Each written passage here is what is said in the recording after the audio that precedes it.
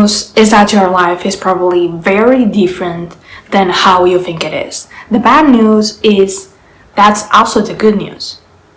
What you believe to be your reality isn't always the truth. It's just the most convincing story your mind has managed to construct based on fragments of memory, emotion, fear, bias, and inherited beliefs. You aren't wrong, you are just human.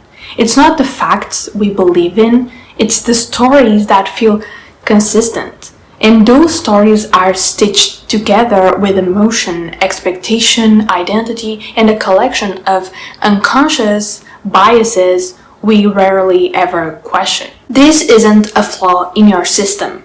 This is your system. The truth is, we are all operating within a filtered stimulation, one that's crafted entirely inside our minds. This phenomenon is called naive realism, like the belief that we see the world objectively and that others who see it differently must be uniformed, irrational, or biased. But if we have only ever experienced the world through the lens of our own thoughts and feelings, how could we possibly claim to see reality clearly?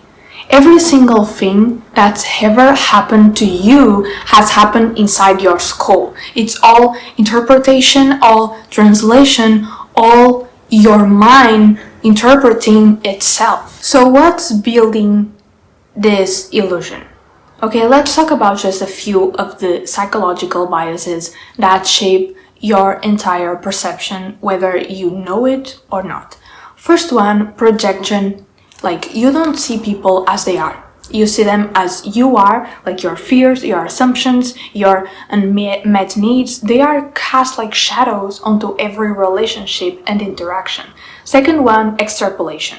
You assume that the way things feel right now is how they will always be. You confuse a moment for a lifetime, and so you panic when things go wrong and lose appreciation when they are going right. Third one, anchoring. Your first impressions become your inner law. Whether it's your parents' worldview, your first heartbreak, your first job, whatever came first likely still holds power. But just because something was first doesn't mean it's true. Fourth one, negativity bias. We are wired to notice the crash, not the calm, to remember the insult, not the compliment. To protect ourselves, our minds prioritize threat, which means we often miss the beauty that's quietly, constantly present. Fifth one, conservatism. You resist change not because the new information is wrong, but because it threatens your sense of self. Letting go of what you believed first often feels like letting go of who you are. Another one is clustering illusion. Your mind sees patterns even where none exist. So start thinking about breakups and suddenly everyone's relationship seems to be falling apart. Stop worrying about failure and suddenly every conversation sounds like judgment. Another one, confirmation bias. Like, you look for evidence to prove what you already feel. And anything that contradicts your narrative, you block it out or explain it away. Another one, choice supportive bias. The moment you choose something, a career, a partner, a path, your brain starts defending it. You convince yourself it's the right thing simply because you picked it. And then you stay even when you shouldn't. So what does all this mean for your life? It means this: you are probably wrong about yourself.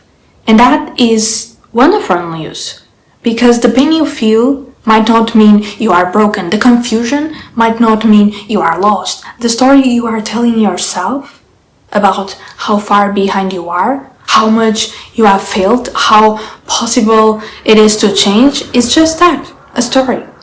You are not the person you were 5 years ago. You are not the identity your past created. You are not your lowest moment, your worst thought, or the judgment of someone who never really knew you. You are allowed to revise the narrative. You are allowed to be wrong, and in fact, the more often you let yourself be wrong, the closer you get to what's right. Your job is not to get life right. Your job is to notice the story you are telling and question whether it's still serving you. Try this. Notice where your pain is coming from. Ask, what am I assuming here? Ask, is this a fact or a fear dressed up as one?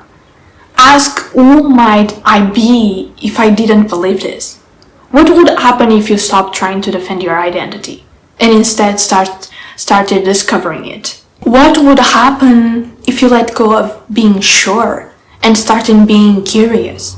Maybe you are not failing, maybe you are just waking up, maybe you are finally seeing how much of your reality isn't real and how much of what's possible hasn't even started yet. So no, your life isn't what you think it is. It might be bigger, softer, stranger, and far more beautiful than the story you have been telling. And this was the message of today. I hope you enjoyed this video. Don't forget to subscribe, like, and comment. And that's it. I see you in the next video. Bye.